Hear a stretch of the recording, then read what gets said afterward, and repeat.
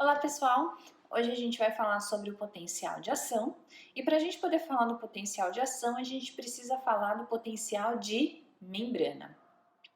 O potencial de membrana é uma diferença de cargas entre os líquidos intracelular e extracelular. Dentro das nossas células predominam cargas negativas, que vamos chamar de ânions. Fora das nossas células predominam cargas positivas, que vamos chamar de cátions. Essa diferença elétrica, esse desequilíbrio elétrico entre os líquidos intracelular e extracelular é chamado de potencial de membrana ou potencial de repouso. Em repouso, porque essa diferença de carga é observada quando a célula está em repouso, não está passando nenhum estímulo, nenhum impulso. Além desse desequilíbrio elétrico, ainda nós temos um desequilíbrio químico, que é o seguinte: dentro das nossas células, embora predominam cargas negativas, a gente tem uma carga positiva bastante proeminente, que é o potássio. O potássio é um cátion que predomina dentro das nossas células, estando mais concentrado no líquido intracelular do que no líquido extracelular.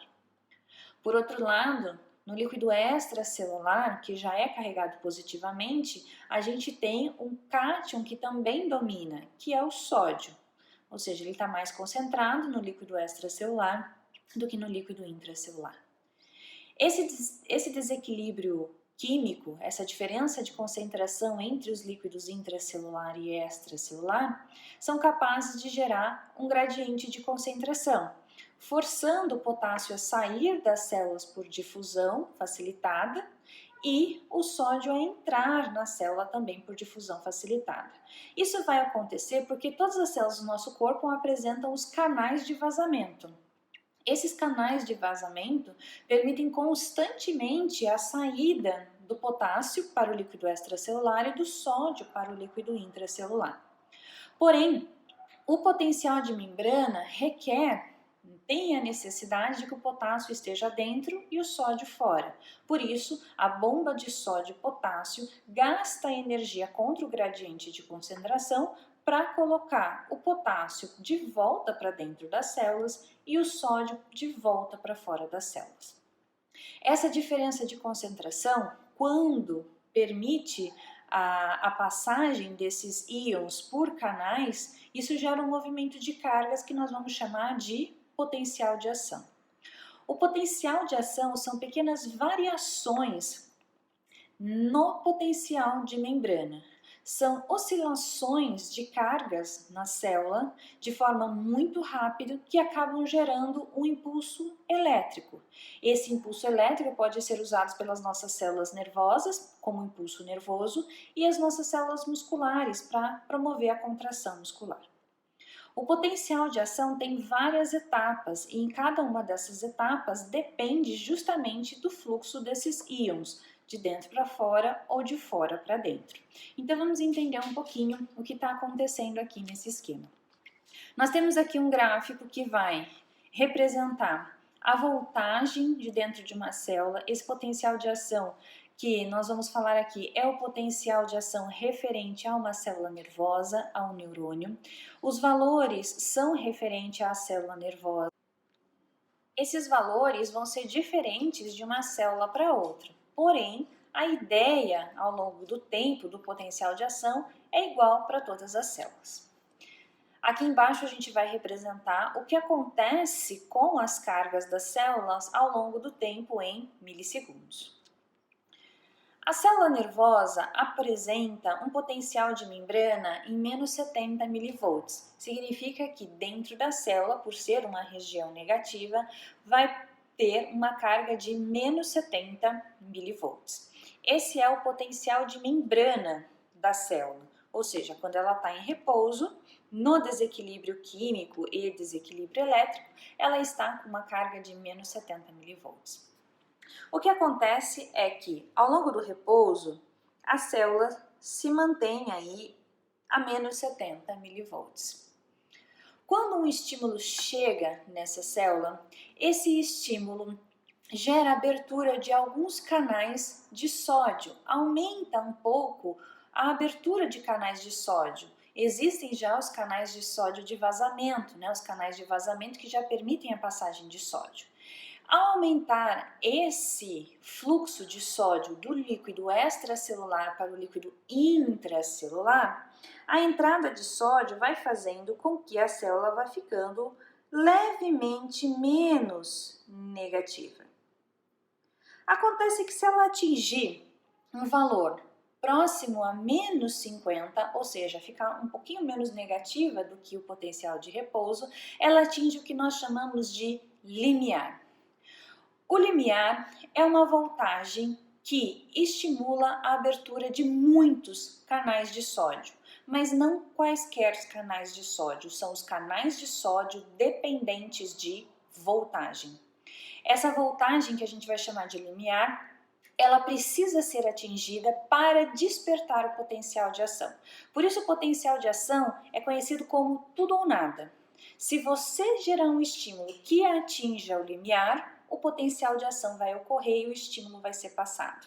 Porém, se o estímulo que chegou a essa célula não atingir a voltagem referente ao limiar, o potencial de ação não é gerado e o estímulo não é passado adiante. Por isso, o potencial de ação é conhecido como tudo ou nada. Ou estimula o suficiente para chegar no limiar, ou o impulso elétrico vai ser parado ali naquela célula. Quando ocorre, então, ao atingir o limiar, muitos canais de sódio são abertos, mas são os canais de sódio dependentes de voltagem, um grupo específico de canais de sódio. Esses canais de sódio abrem rapidamente, e quando esses canais de sódio abrem rapidamente, o sódio, devido à diferença de concentração entre o líquido extracelular e o líquido intracelular, se difundem por esses canais para dentro da célula. Como a célula era carregada negativamente e o sódio é um cátion, ele é carregado positivamente, ele vai fazendo com que o interior da célula, que era negativo, comece a ficar positivo. Isso vai gerar, então, uma grande diferença na carga da célula. A célula vai começar a atingir, então, um valor muito positivo. Ela vai chegar em torno aqui, fazer um pouquinho melhor, ela vai chegar em torno aqui de mais ou menos mais 40 milivolts. Quando a carga da célula atinge mais 40 milivolts, esse pico, né, que ocorre é chamado de despolarização. A despolarização é a abertura intensa de canais de sódio dependentes de voltagem que permitem a entrada do sódio na célula. Essa entrada do sódio na célula faz com que a célula fique carregada positivamente. Quando a voltagem da célula atinge mais ou menos mais 40 milivolts, os canais de sódio são inativados. Eles não permitem mais a entrada do sódio para dentro da célula. Também nesse mesmo momento são abertos os canais de potássio dependentes de voltagem. Os canais de potássio permitem então a saída do potássio de dentro da célula para fora da célula, a favor do gradiente de concentração e do gradiente elétrico. Por quê? Há mais potássio dentro da célula do que fora, o que favorece o gradiente de concentração, o potássio a sair da célula. Com a entrada do sódio na célula, a célula fica carregada positivamente, gerando um gradiente elétrico. Como o potássio também é positivo, a tendência é ele se afastar desse aumento de cargas positivas e sair da célula que está ficando menos carregada positivamente porque está perdendo o sódio. Então, a favor do gradiente de concentração e do gradiente elétrico, o potássio começa a sair da célula. Com a saída do potássio, como eu tenho o potássio, que é carga positiva, saindo da célula, a célula vai voltando a ficar negativa. Com a saída de cargas positivas, a célula volta a ficar negativa. O problema é que os canais de potássio, eles demoram mais para abrir, Por isso que primeiro abrem os canais de sódio e depois os canais de potássio. Então eles são mais lentos para abrir e também são mais lentos para fechar. Então, conforme a célula vai repolarizando, ou seja, ela vai passando por essa etapa em que a sua carga vai voltando ao normal devido à saída do potássio, a voltagem vai ficando próximo dos menos 70 milivolts e os canais de potássio vão fechar, mas eles fecham lentamente.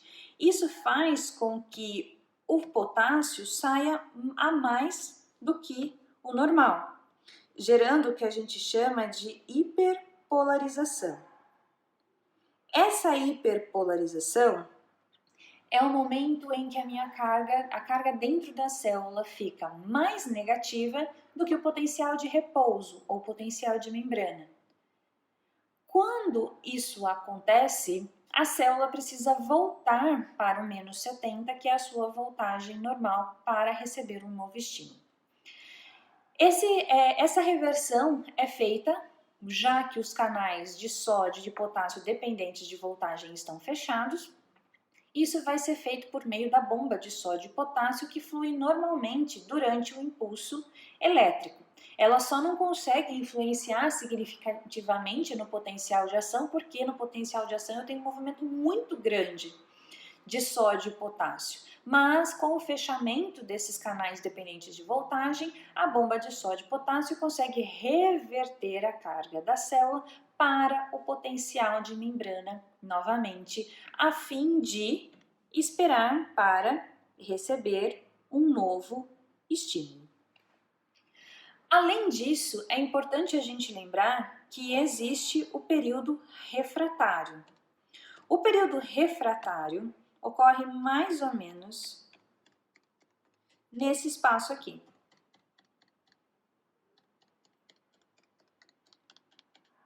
O período refratário é o período em que a célula não vai conseguir responder a nenhum impulso. Ele funciona da seguinte maneira. Observe que ele ocorre quando os canais de sódio já foram inativados. Então, já ocorreu o processo de despolarização, já está ocorrendo a repolarização e nesse caso os canais de sódio estão inativos, eles não conseguem mais funcionar. Então, se eu tiver um estímulo chegando ali, este estímulo não vai ser suficiente. Existem dois períodos. Na verdade, o período refratário é dividido em dois momentos. O período refratário absoluto, que é esse que está sinalizado aqui, que é o momento em que os canais de sódio estão inativos e qualquer estímulo que chegue não será capaz de desencadear um potencial de ação. Nesse momento é falado que o limiar tende ao infinito, ou seja, você pode aplicar uma carga muito alta que você nunca vai chegar num valor capaz de desencadear o potencial de ação. Por outro lado, esse período refratário relativo, ela até consegue responder a um impulso elétrico que chegue. O problema é que a carga da célula estará mais negativa do que o normal. Então, esse estímulo vai ter que ser mais forte que o normal, porque a distância da carga da célula no momento e o limiar é muito maior. Então, o impulso elétrico vai ter que ser, o estímulo, né, vai ter que ser muito maior para que a célula consiga atingir o limiar, já que a carga da célula está mais distante do limiar do que o normal. Nesse caso aqui, ela consegue responder desde que o estímulo seja mais intenso. Esse exemplo que eu estou colocando aqui para vocês é um exemplo de célula nervosa. Nós vamos ter diferenças, né, como eu falei, nessa voltagem em diferentes cargas, e o potencial de ação no músculo cardíaco também é diferente. Além do sódio e do potássio, a gente tem ainda o cálcio que participa desse potencial de ação.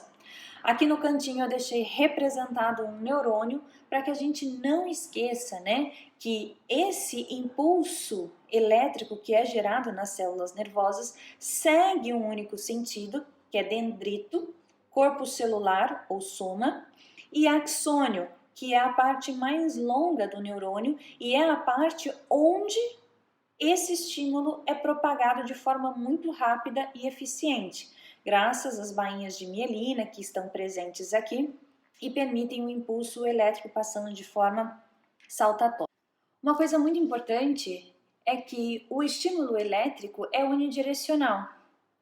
Ele não volta porque quando os canais de sódio se abrem no início do axônio, eles passam o estímulo para os canais seguintes.